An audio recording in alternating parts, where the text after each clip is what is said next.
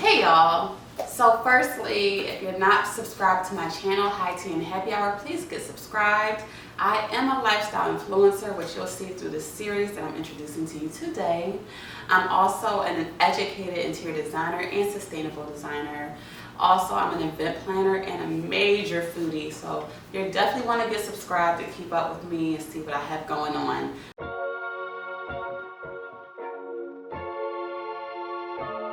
But what I'm introducing today is a series about an experience that I had recently. I made a mistake and deleted my first video from this series, so I'm now just introducing it after the fact. I'm very devastated because there was a lot of raw emotion in that first video. And what I'm referring to is I did have a miscarriage recently. And that first video was before I had the miscarriage and before I knew I was even on the way to a miscarriage. It just displayed my excitement about being pregnant, some emotions that I had. But yeah, I'll go into all of that. But I'm recreating that video just to introduce the series, to introduce those feelings, and also introduce some of the things that you're going to see in this series, just in case it is for you or not for you. It's just a lot of raw emotion. Just you following my journey through appointments and that miscarriage and a lot of the feelings afterwards. And you'll see me do different things like go to lunch and just try to continue to live life, you know. You'll see me also start a new journey, a new hair journey. It's not this, it's underneath this, but I started a new hair journey for all of this. So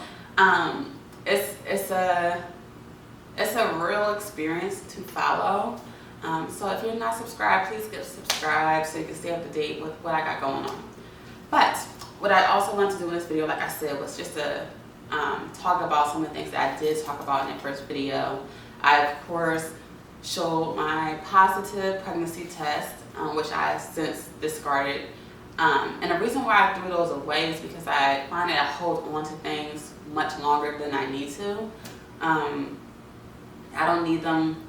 I'm not necessarily scrapbooking this experience. Like if I were to have had the baby, I would have kept it for scrapbooking purposes or whatever.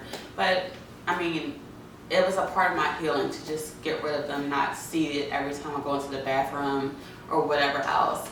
So I showed my positive pregnancy test. I talked about how this pregnancy was unplanned.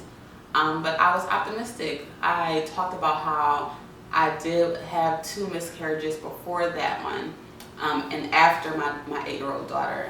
So it was just trying to be aware that this can be a scary route.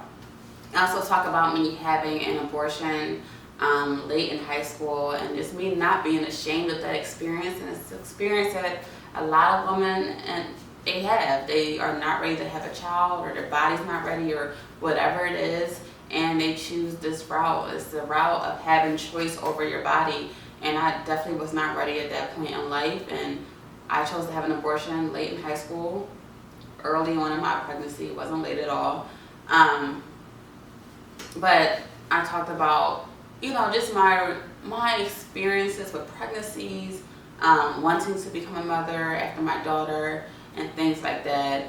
I talked about how 3 or 2.5 years, or maybe 2 plus a few years after my daughter, I got pregnant, which seems to be like the perfect situation for me, because if I had multiple children, I wanted them to be exactly 3 years apart, like me and my brother.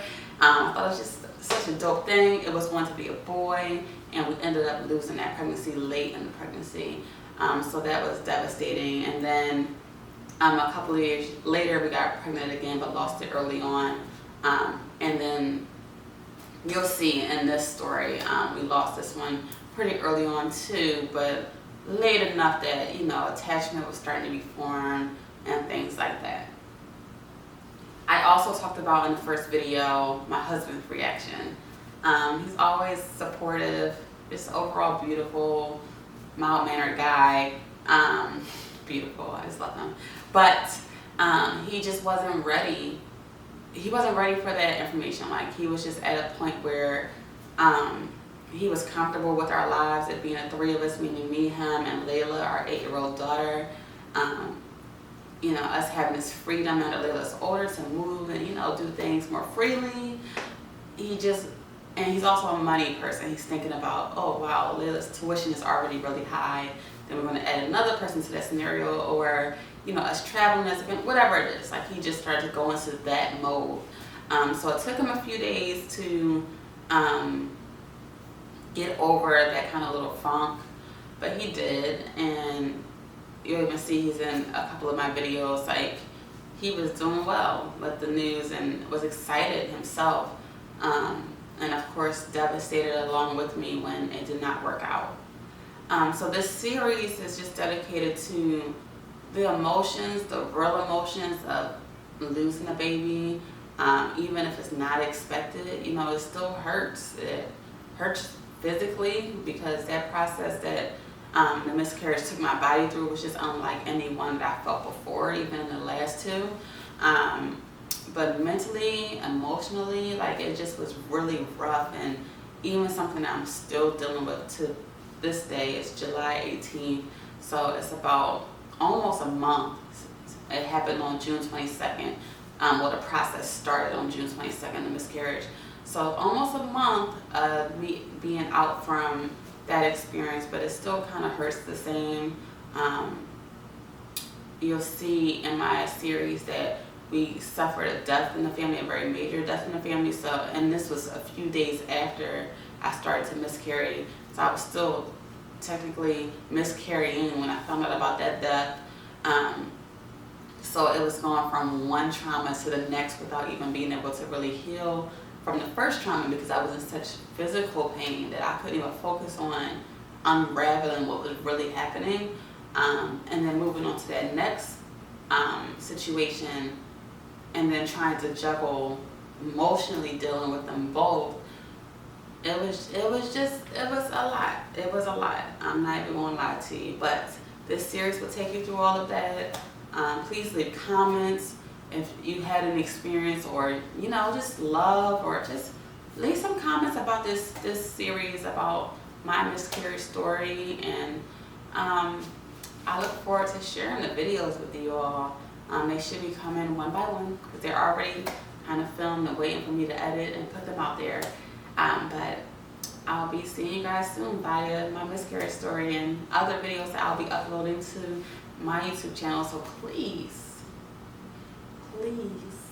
get subscribed to High Tea and Happy Hour, and follow me through this series and many others that I will be creating. And I'll talk to you soon. One thing I did want to mention is that I just wanted to put a slight trigger warning on this series, because I do go into great detail about what's going on with the miscarriage, different things that my body is going through, different things that my head is going through emotionally. So I just wanted to put a little trigger warning out if this is going to, like, you know, affect anybody in a negative way. Please be cautious in watching these videos, even though they're not like crazy vulgar or anything like that. Like, you're not going to see anything or anything like that, but just for if it's going to bring up any emotion, anybody, I just want to put it out there. This is a very detailed account of what I was going through. So yeah, trigger warning. Please watch with caution, and I love y'all. See y'all soon.